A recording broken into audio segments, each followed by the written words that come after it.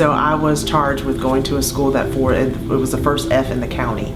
And so I knew that we did not have 400 failures walking into our building. And I knew that the teachers, leaders that were working there were not failures. So we were able to turn that around by truly focusing on people instead of products and focusing on processes versus programs. We really were able to support our families, to support our students, and to support our teachers by making sure that they had quality professional development, not just from that county, but from around the country. How can we use our Title I funds to make sure that those teachers, when they stand in front of kids for 7.5 hours a day, were their best and felt their best?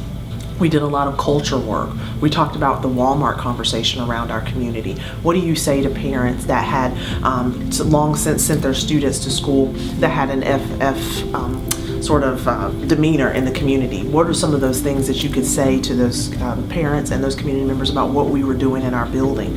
And also we had to think about professional badging differently. We had to think about the offerings that we were offering our students very differently.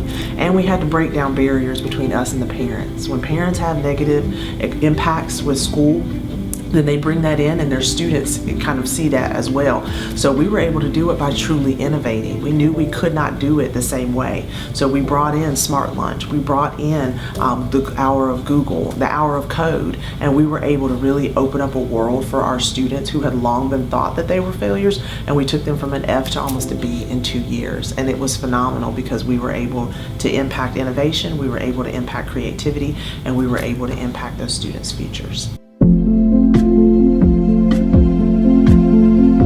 CS4NC is important because it's truly going to undergird what's going to impact North Carolina in the years to come. We are able to really rally around this initiative and say it's going to take external partners and internal partners working together so that children can have the best future ever. Then North Carolina is going to be competitive, it's going to be a critical stakeholder at the table, and we're going to make sure that our students have the wherewithal to really be successful when it comes to shifting the economic development here in our state.